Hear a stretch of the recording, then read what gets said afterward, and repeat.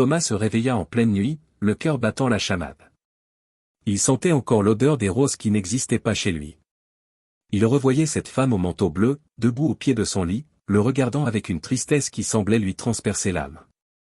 Et il entendait encore ces paroles, des paroles qui auraient pu faire tomber un homme comme lui à genoux et le pousser à remettre en question tout ce qu'il était devenu ces 3 dernières années. Tu as détruit ce que j'aimais le plus au monde, une famille.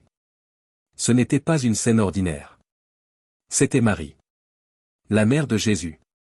Cette même Marie dont il avait interdit à sa propre femme de prononcer le nom dans la maison. Voici l'histoire d'un homme ordinaire, obsédé par sa foi naissante, qui a failli tout perdre. Une histoire de fanatisme, de regret et d'une rencontre surnaturelle qui allait bouleverser sa vie à jamais. Thunder Bay, en Ontario.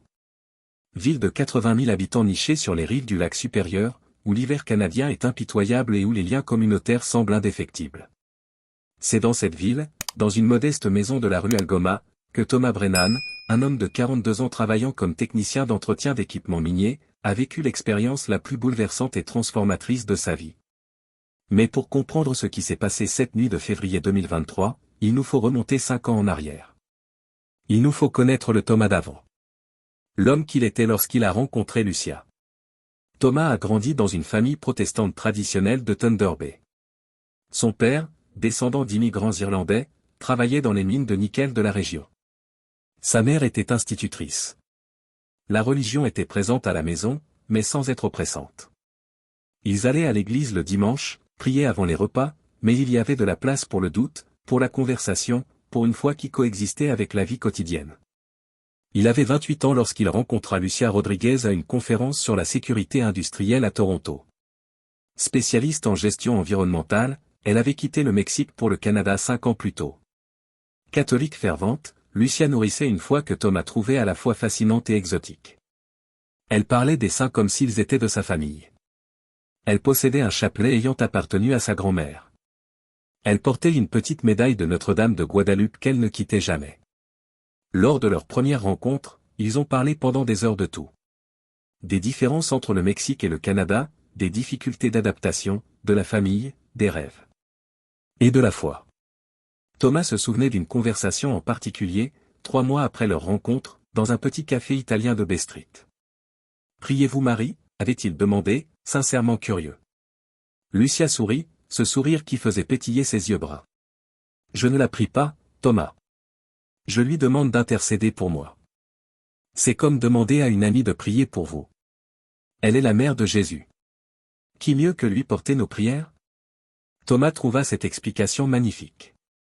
Ce n'était pas sa tradition, mais il pouvait la respecter. Il percevait la sincérité de sa foi.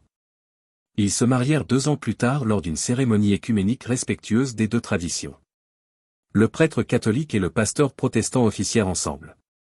Les familles se mêlèrent, mangèrent, dansèrent et fêtèrent leur union. Ils prouvèrent ainsi qu'il était possible de réunir 2 traditions différentes sous un même toit, sous un même amour. Les premières années de leur mariage furent heureuses. Lucia avait installé un petit autel dans un coin de la chambre, avec des images de saints, des bougies et son chapelet. Thomas gardait sa Bible sur sa table de chevet et allait à l'église le dimanche. Ils étaient parvenus à un accord tacite mais respectueux, chacun honorerait sa foi, et l'amour serait plus fort que toute divergence doctrinale. Puis, en mars 2020, tout a changé. Que se passe-t-il lorsqu'un homme découvre quelque chose qui comble un vide dont il ignorait même l'existence ? Que se passe-t-il lorsque cette découverte se transforme en obsession ? Et lorsque cette obsession commence à tout détruire autour de lui ? La pandémie a affecté chacun différemment. Pour Thomas, cela s'est traduit par l'isolement, l'incertitude quant à son emploi et la peur d'un avenir de plus en plus flou. Les mines ont réduit leur activité. Il a été mis au chômage partiel. Les heures d'ennui à la maison se sont multipliées.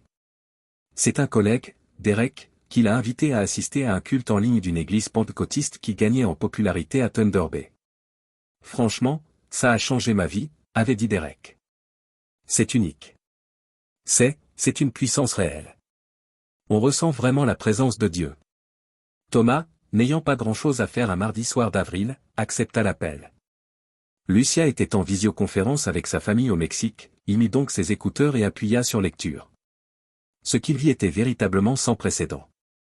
Le pasteur, un homme charismatique d'une cinquantaine d'années nommé Marcus Whitfield, ne se contentait pas de prêcher, il était une véritable performance. Son énergie était palpable. Il parlait de combats spirituels, de démons bien réels s'attaquant aux familles, du pouvoir du Saint-Esprit capable de transformer radicalement des vies. Il parlait de guérison, de délivrance, d'une guerre cosmique entre le bien et le mal. Thomas se retrouva complètement absorbé. Il y avait dans cette intensité quelque chose qui réveillait en lui une part restée en sommeil, une part qui aspirait à une certitude absolue dans un monde qui semblait de plus en plus incertain. Dans les mois qui suivirent, Thomas s'y investit pleinement. Il assistait aux offices en ligne 3 ou 4 fois par semaine. Lorsque l'Église rouvrit ses portes, avec des restrictions, il était présent à chaque fois. Il acheta les livres recommandés par le pasteur Whitfield sur le combat spirituel, la délivrance et la manière de mener une vie véritablement sainte. Et peu à peu, sa vision des choses commença à changer. Les sermons du pasteur Whitfield étaient sans équivoque contre l'idolâtrie. Il affirmait que toute image, toute statue, toute vénération des saints était une abomination aux yeux de Dieu. « Tu n'auras pas d'autre Dieu devant ma face », tonnait-il du haut de la chaire. Et cela inclut Marie. Elle n'était qu'un instrument. Un instrument choisi, certes, mais une simple humaine. La prier, c'est détourner son attention du seul qui mérite d'être adoré. Thomas commença à observer l'autel de Lucia avec inquiétude. Ces images qui lui avaient paru inoffensives auparavant lui semblaient désormais déplacées. Dangereuses, même. Et si le pasteur avait raison? Et si, en tolérant cela chez lui, il laissait des forces spirituelles négatives s'infiltrer dans sa famille? Les premières conversations étaient tendues mais restaient respectueuses. Lucia, j'y ai réfléchi. Peut-être vaudrait-il mieux que tu ranges ces images. Il ne s'agit pas de manquer de respect à ta foi, mais je crois sincèrement qu'elles ne sont pas appropriées. Lucia le regarda comme si elle ne le reconnaissait pas. Thomas, cet autel est là depuis 4 ans. Qu'est-ce qui a changé? J'ai changé, répondit-il. J'ai compris des choses que je ne comprenais pas auparavant. L'idolâtrie. Ce que Dieu attend vraiment de nous. Ce ne sont pas des idoles, Thomas. Je te l'ai déjà expliqué 1000 fois. Pour vous, peut-être pas. Mais pour Dieu, oui. La tension à la maison montait comme un épais brouillard qui rendait la respiration difficile. Thomas devenait de plus en plus rigide et dogmatique. Il se mit à remettre en question tout ce que faisait Lucia. Pourquoi portait-elle encore cette médaille? Pourquoi insistait-elle pour faire le signe de croix? Pourquoi avait-elle besoin du chapelet? Tu as la Bible, disait-il. Tu n'as pas besoin de ces béquilles. Lucia s'efforçait de rester calme, mais Thomas pouvait lire la douleur dans ses yeux. Ma foi n'est pas une béquille, Thomas. Elle fait partie intégrante de mon identité. C'est l'éducation que j'ai reçue. C'est mon lien avec Dieu et avec ma famille. Votre relation devrait être uniquement avec Jésus. Directement avec Jésus. Sans intermédiaire. Les disputes se firent plus fréquentes et plus acerbes. Le pasteur Whitfield avait dit dans un de ses sermons que Dieu exigeait parfois des sacrifices difficiles, que parfois, pour préserver l'intégrité du foyer, il était nécessaire de prendre des décisions fermes. Puis vint l'ultimatum. C'était une nuit d'octobre 2022. L'hiver approchait, et avec lui un froid mordant.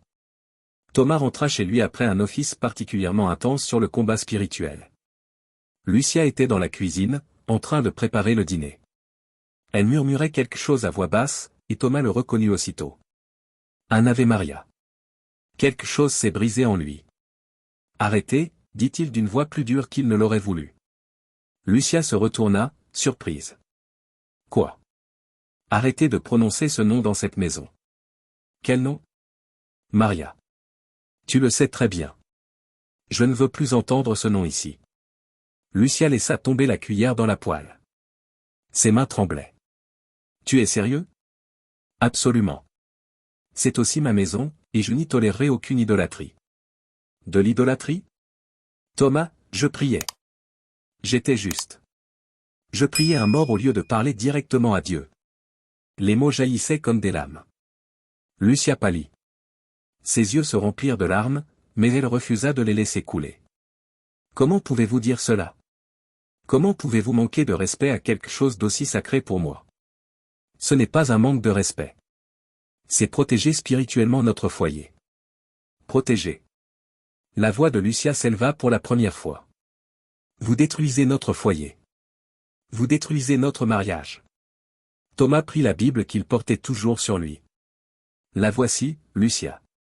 Exode 20. Tu ne te feras point d'image taillée. C'est clair comme de l'eau de roche. Et c'est clair ici aussi, dit Lucia en posant sa main sur son cœur, que tu n'es plus l'homme que j'ai épousé. Le Thomas que j'aimais savait respecter. Il savait aimer. Cet homme devant moi, je ne le reconnais pas. Elle quitta la cuisine. Thomas entendit la porte de la chambre se fermer. Et pour la première fois depuis des mois, une petite voix intérieure lui murmura qu'il était peut-être allé trop loin. Mais il étouffa cette voix. Le pasteur Whitfield avait dit que les doutes étaient des attaques de l'ennemi, que la fermeté était nécessaire et que Dieu honorerait son obéissance.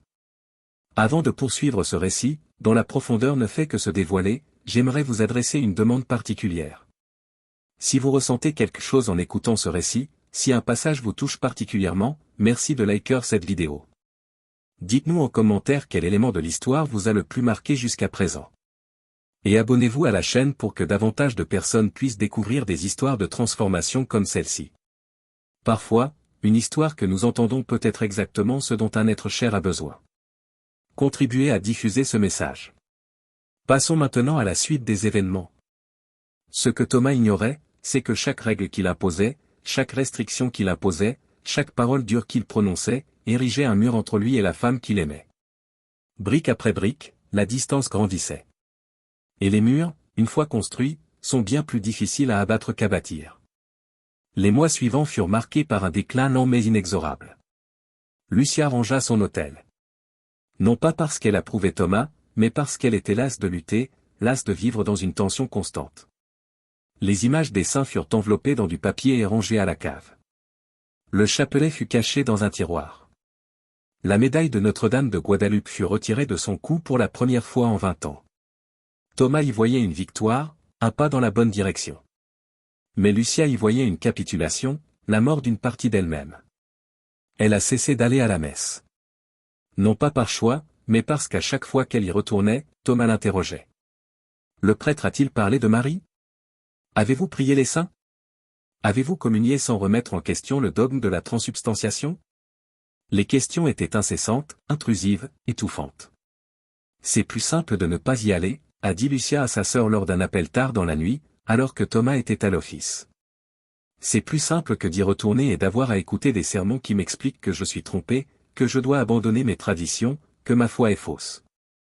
Sa sœur, Helena, qui vivait à Guadalajara, resta longtemps silencieuse. Lucia, ce n'est pas un mariage. C'est la prison. Je sais, murmura Lucia, et pour la première fois, elle admit à voix haute ce qu'elle ressentait depuis des mois. Je sais. Thomas, quant à lui, s'impliqua de plus en plus dans l'église pentecôtiste.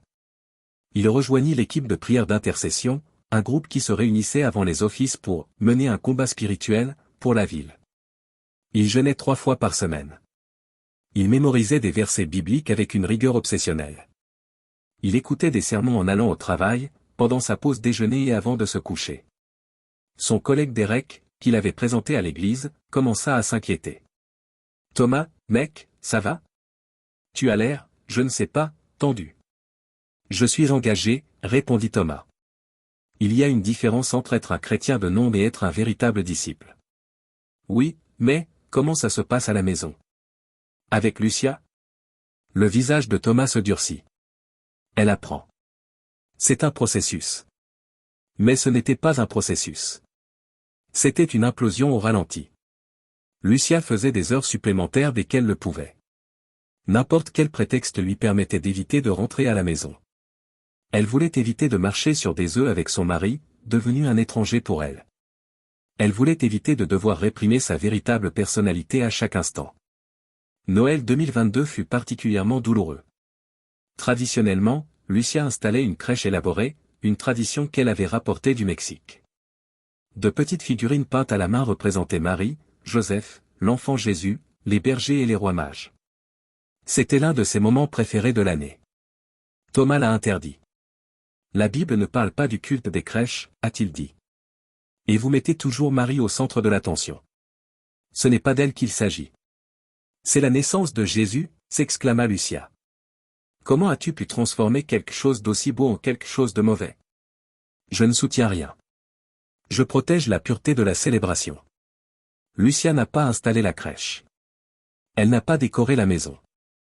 Elle a passé Noël au téléphone avec sa famille au Mexique, pleurant doucement dans sa chambre pendant que Thomas regardait un office religieux spécial à l'église. C'est Elena qui a finalement dit tout haut ce que tout le monde pensait tout bas: Lucia, tu dois prendre une décision. Soit tu te bats vraiment pour ton mariage, en allant en thérapie, en fixant des limites, soit tu acceptes que ce mariage soit peut-être terminé. Mais cette zone grise où tu te laisses mourir à petit feu, ce n'est pas la vie. Lucia savait que sa sœur avait raison. Mais une part d'elle se souvenait encore du Thomas d'avant. L'homme au rire facile, qui respectait ses différences, qui la regardait avec tendresse. Et elle se demandait si cet homme existait encore quelque part, enfoui sous des couches de dogmatisme et de peur. En janvier 2023, Lucia prit une décision. Elle allait lancer un dernier ultimatum. Thomas, il faut qu'on parle. Ils étaient assis dans la pièce, face à face, comme des adversaires plutôt que comme des partenaires. Soit on fait une thérapie de couple, soit on se sépare. Ce sont les seules solutions. Thomas sentit le sol se dérober sous ses pieds. Séparés? Vous parlez de divorce? Je parle de survie, Thomas. Je ne peux plus vivre comme ça. Tu m'as enlevé la foi. Tu m'as enlevé ma paix. Tu as fait de moi une étrangère dans ma propre maison. J'essaie de nous sauver spirituellement. Tu es en train de nous détruire. La voix de Lucia était déchirante. L'homme que j'ai épousé est mort. Et je ne sais pas si tu pourras le redevenir. Mais si tu n'essaies pas, si tu ne te rends pas compte de ce que tu fais, je ne peux pas rester. Thomas ressentit de la panique. Mais aussi de la colère. Comment avait-elle pu faire cela? Comment avait-elle pu faire passer son idolâtrie avant leur mariage?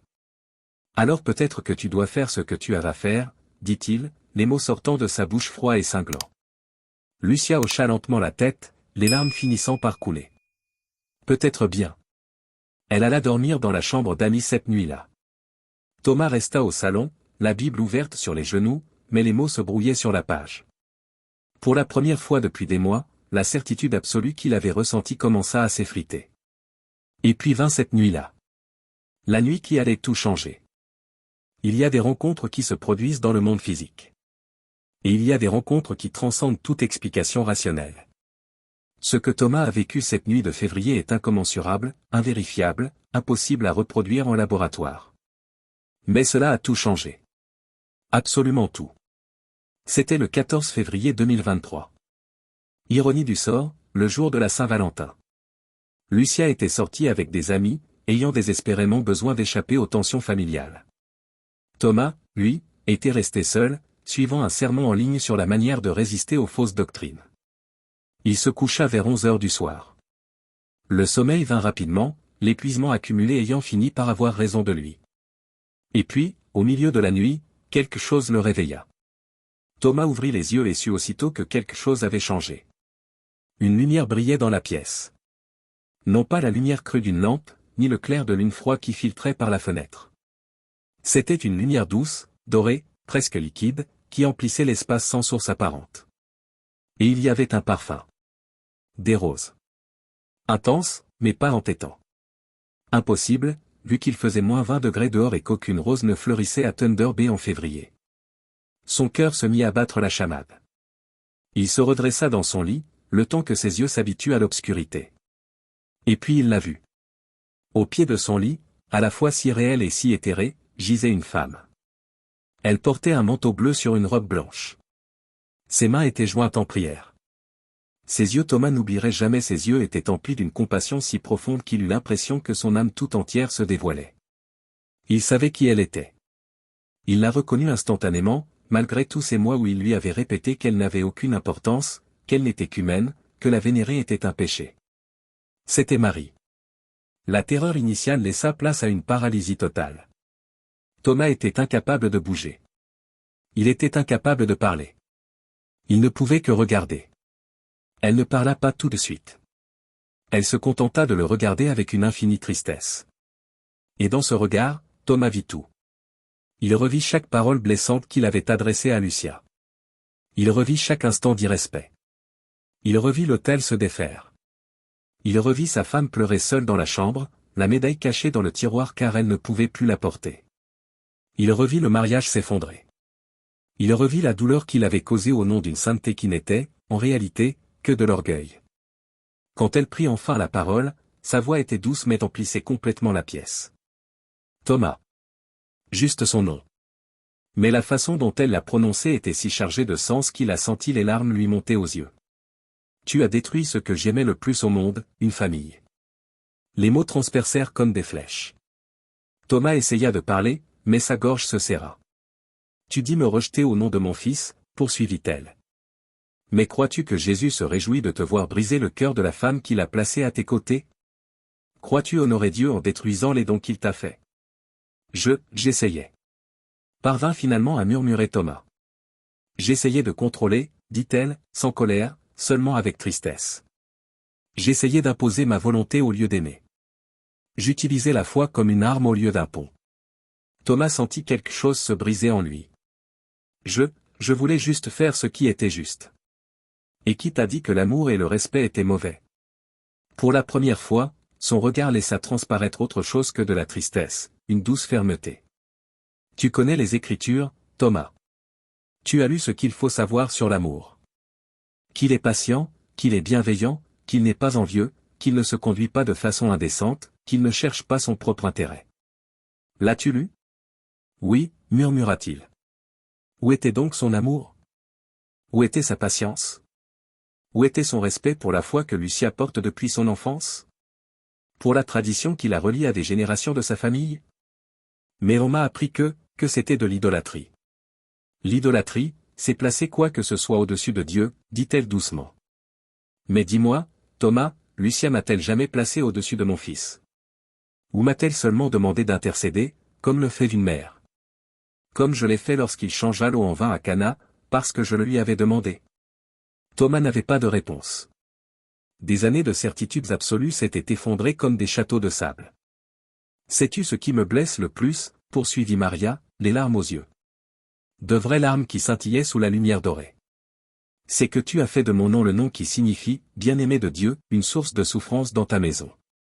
Tu as transformé ce qui aurait dû apporter du réconfort en quelque chose d'interdit. Tu as réduit ma fille au silence, et en la réduisant au silence, tu as réduit au silence une partie d'elle-même. Je ne voulais pas. Les mots de Thomas étaient entrecoupés de sanglots. Je ne voulais pas lui faire de mal. J'avais juste peur. Peur de quoi? D'avoir tort. De ne pas être assez saint. De ne pas avoir protégé spirituellement mon foyer. Et tu crois qu'un foyer sans amour est sûr? La question était bienveillante, mais bouleversante. Crois-tu que les murs érigés par jugement empêchent autre chose que la solitude d'entrer? Thomas sortit du lit et tomba à genoux. Ses mains tremblaient. Tout son corps tremblait.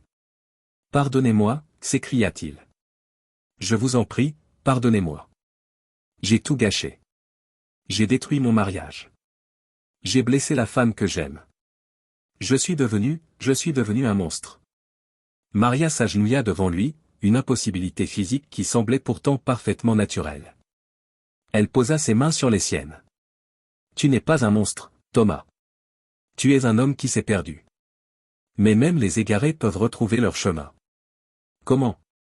Il la regarda à travers ses larmes. Comment puis-je réparer ça? Il faut commencer par reconnaître que la vraie foi ne détruit pas, elle construit des ponts. Il faut commencer par honorer le chemin de Lucia autant qu'elle a honoré le vôtre. Il faut commencer par comprendre qu'il existe de nombreuses façons d'aimer Dieu, et que votre certitude absolue vous aveuglait sur la beauté de la différence. Mais le pasteur a dit. Et tu as préféré les paroles d'un homme à la sagesse de ton propre cœur, demanda-t-elle doucement. Plus qu'à ce que le Saint-Esprit te murmurait dans tous ces moments de doute que tu as étouffés? Thomas se souvenait de tous ces moments. Des petites voix de sa conscience qu'il avait ignorées, les qualifiant de tentation. Lucia t'aime toujours, dit Maria. Mais elle ne peut plus être étouffée ainsi. Tu dois choisir, Thomas. Choisis-tu la peur et le contrôle, ou choisis-tu l'amour et le respect? Car tu ne peux pas avoir les deux. Je la choisis, elle, a déclaré Thomas sans hésiter. Je choisis mon mariage. Je choisis l'amour.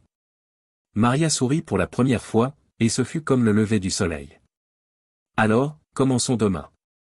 Demande pardon. Écoute vraiment. Et comprends que Dieu est assez grand pour toutes nos différences. Il n'a pas besoin que nous soyons tous pareils. Il a besoin que nous nous aimions les uns les autres. La lumière commença à faiblir. Le parfum des roses persistait, mais s'estompait. Attends, appela Thomas. Est-ce que c'est vraiment arrivé? Ou est-ce un rêve? Maria était presque transparente à présent, se fondant dans la lumière. Est-ce important? Si les mots sont vrais, s'ils te transforment, s'ils te ramènent à l'amour, est-ce important qu'il s'agisse d'un rêve, d'une vision ou de quelque chose entre les deux? Puis elle disparut. La lumière s'éteignit. Le parfum persista quelques instants encore, puis se dissipa lui aussi. Thomas resta agenouillé sur le sol de sa chambre pendant des heures. Il pleurait. Il priait. Non pas les prières apprises par cœur à l'église pentecôtiste, mais des prières sincères, authentiques, brisées par l'émotion. Des prières de repentir. Des prières de gratitude. Des prières implorant la sagesse pour réparer ce qui avait été brisé. Quand Lucia rentra chez elle à 3 heures du matin, elle trouva Thomas toujours agenouillé, la Bible ouverte devant lui. Mais pas au verset qu'il citait habituellement sur l'idolâtrie. Elle était ouverte à 1 Corinthiens 13. Le chapitre sur l'amour. Thomas? Une voix venue d'une époque prudente. Il se tourna vers elle, et Lucia vit dans ses yeux quelque chose qu'elle n'avait pas vu depuis des années. De la vulnérabilité. Un remords sincère. De l'amour. Lucia, il faut que je te dise quelque chose. Et ensuite, il faut que je te demande pardon. Et il te faudra probablement beaucoup de temps avant de vraiment me pardonner, si jamais tu le fais. Mais il faut que j'essaie. Il faut que je commence.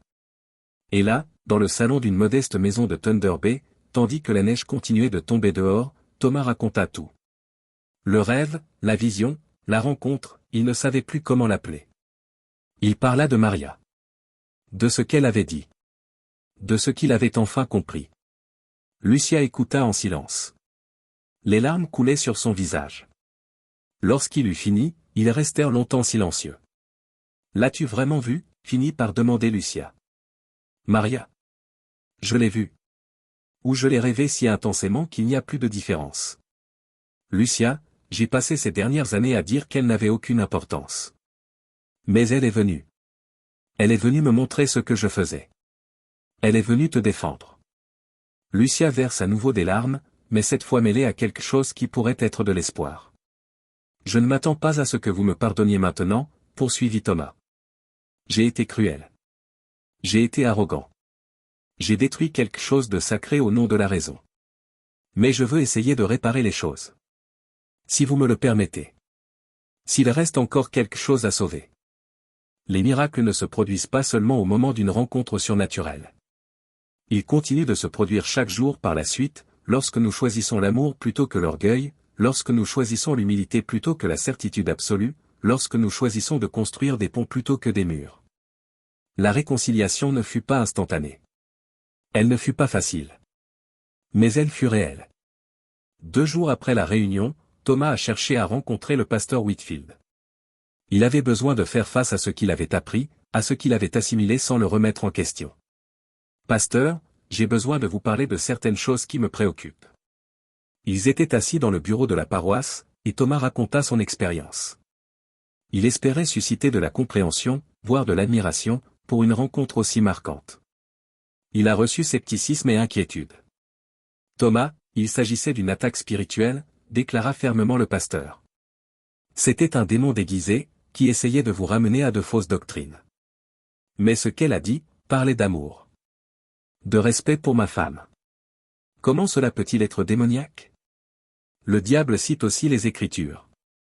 C'est un trompeur. Et vous êtes tombé dans son piège. Quelque chose en Thomas refusait de l'accepter. Pendant des années, il avait avalé sans broncher tout ce que disait le pasteur Whitfield.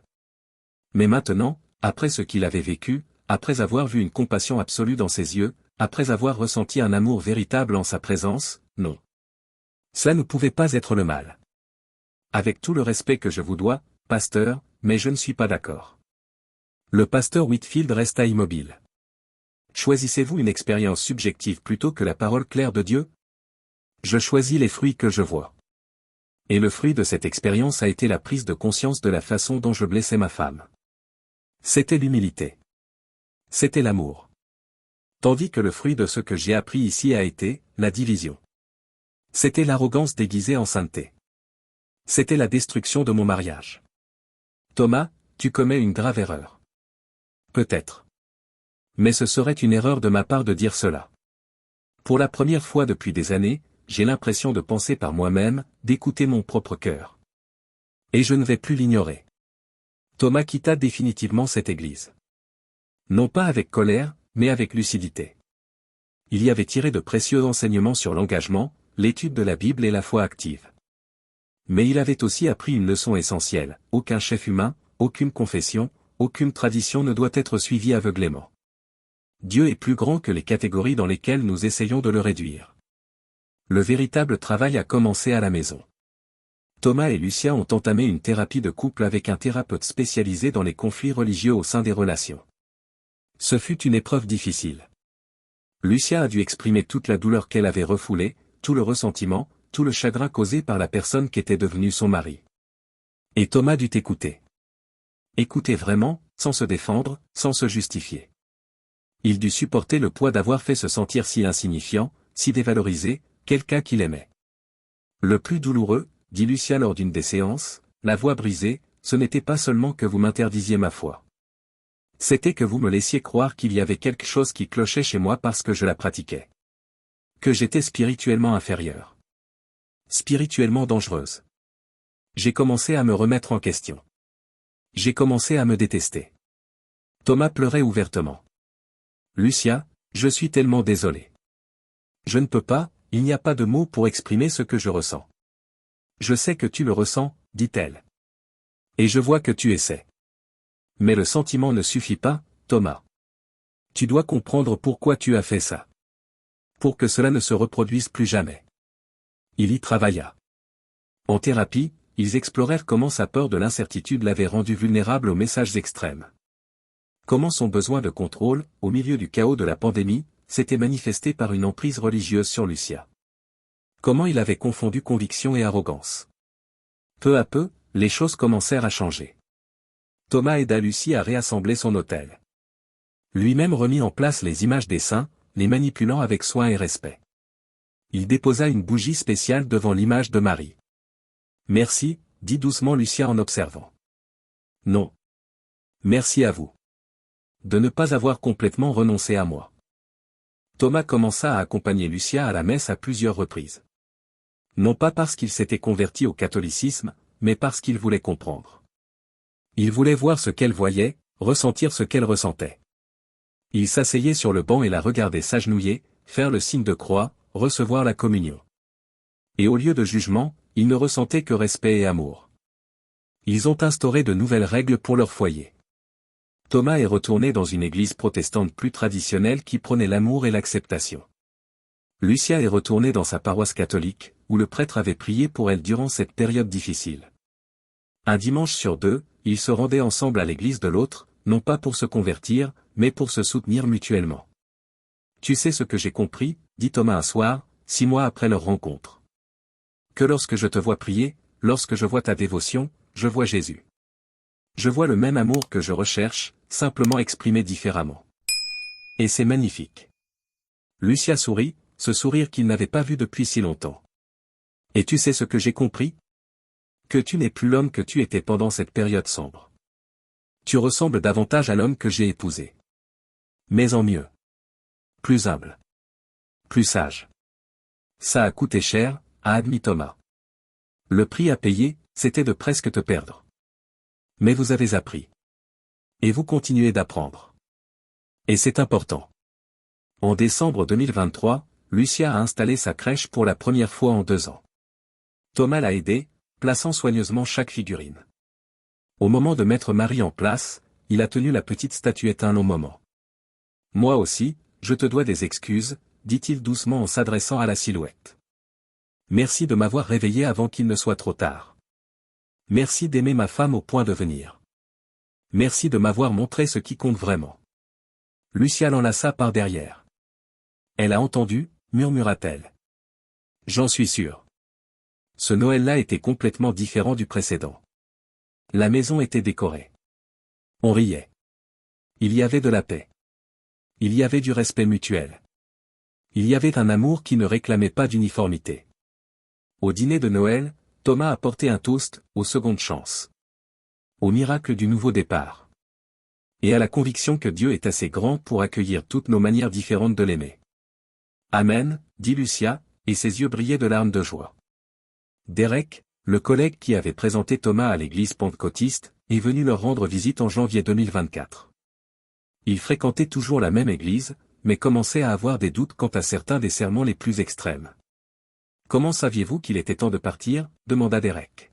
« Quand j'ai compris que ce que j'apprenais là-bas me rendait moins aimant, moins compatissant, moins humble, a répondu Thomas. Quand j'ai compris que j'utilisais la foi comme une arme plutôt que comme un pont.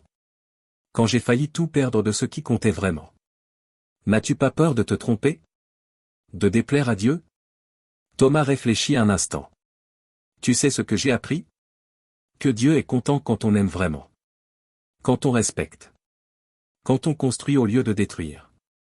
Si c'est mal, alors je préfère me tromper ainsi que d'avoir raison comme avant. L'histoire de Thomas et Lucia se répandit lentement dans leur communauté. Non pas grâce à leur prédication, mais parce que les gens constataient la différence. Ils voyaient un couple qui s'était presque détruit mutuellement et qui, désormais, s'épanouissait. Ils constataient le respect mutuel entre différentes traditions religieuses. Ils voyaient qu'il était possible d'avoir des divergences doctrinales et de s'aimer profondément malgré tout. Un jour, une jeune femme de la paroisse de Lucia l'aborda, inquiète. Elle fréquentait un protestant, ce à quoi sa famille s'opposait. « Comment faites-vous pour que ça marche ?» demanda-t-elle. « Avec des traditions si différentes ?» Lucia prit la main de la jeune femme. Premièrement, choisir le respect plutôt que d'avoir raison. Deuxièmement, reconnaître qu'il existe de nombreux chemins menant au même Dieu. Troisièmement, ne jamais, au grand jamais, laisser la religion devenir un instrument de contrôle. Et quatrièmement, se souvenir que l'amour, le véritable amour, ne demande pas de renier qui l'on est. C'était difficile? C'était presque impossible, a admis Lucia. Mais chaque larme, chaque conversation difficile, chaque instant de doute quant à notre survie en valait la peine. Car ce que nous avons maintenant est plus fort que jamais. En février 2024, exactement un an après la rencontre, Thomas se réveilla à la même heure, tôt le matin. Il n'y avait ni lumière dorée, ni parfum de rose, ni vision. Mais la paix régnait. Et la gratitude aussi. Il se leva discrètement pour ne pas réveiller Lucia et se rendit à son hôtel dans le salon. Là, éclairé seulement par la petite bougie qu'elle laissait toujours allumée, il s'agenouilla. « Merci, murmura-t-il. De m'avoir aimé au point de me confronter. De m'avoir montré que j'étais perdu. De m'avoir donné une seconde chance. Merci d'avoir protégé mon mariage alors que je m'efforçais de le détruire. Merci d'être une mère, non seulement pour Jésus, mais pour nous tous qui avons besoin d'être guidés. » Il ignorait si elle pouvait l'entendre. Il ignorait si de telles rencontres se produisaient plus d'une fois dans une vie. Mais il savait aussi que cela n'avait aucune importance. Ce qui importait, c'était qu'il avait changé. Que son mariage avait survécu. Qu'il avait compris que la vraie foi n'était pas une question de rigidité, mais d'amour. « Que fais-tu encore éveillé ?» La voix de Lucia venait de la porte de la chambre. « Je voulais juste vous remercier, » dit Thomas en lui tendant la main. Lucia s'approcha et s'agenouilla près de lui. Ensemble, en silence, ils restèrent ainsi quelques minutes. Nul besoin de mots. Il n'y avait que leur présence. Que leur amour. Que leur gratitude de s'être retrouvés. L'histoire de Thomas et Lucie ne porte pas sur la justesse ou l'erreur des traditions religieuses. Il ne s'agit pas d'opposer catholicisme et protestantisme. Elle aborde un sujet bien plus fondamental, la façon dont même les meilleures intentions peuvent se révéler destructrices lorsqu'elles sont mêlées à la peur, à l'orgueil et à un besoin de contrôle. Il s'agit de la façon dont nous devons parfois être confrontés à une réalité, que ce soit une vision, un rêve, une crise ou une vérité que nous ne pouvons plus ignorer pour prendre conscience du mal que nous causons. Il s'agit de montrer que les miracles ne sont pas seulement des événements surnaturels spectaculaires, mais aussi le courage de demander pardon, l'humilité de reconnaître ses erreurs et le choix quotidien d'aimer plutôt que de contrôler. Thomas et Lucia ont encore des divergences. Elle continue d'aller à la messe catholique. Il continue de fréquenter son église protestante. Elle continue de prier le chapelet. Ils continuent d'étudier la Bible. Mais ces différences ne sont plus des murs entre eux. Elles sont des fenêtres à travers lesquelles chacun peut entrevoir un aspect différent du même Dieu infini. Si vous vivez une situation où la religion devient une source de division plutôt que d'unité, où votre certitude vous aveugle sur les dommages qu'elle peut causer, où votre désir d'avoir raison vous coûte vos relations, envisagez la possibilité que vous aussi soyez perdu et ayez besoin d'un réveil. Parfois, le plus grand acte de foi n'est pas de s'accrocher fermement à ses convictions, mais d'avoir suffisamment d'humilité pour se demander si ces convictions servent l'amour ou l'ego.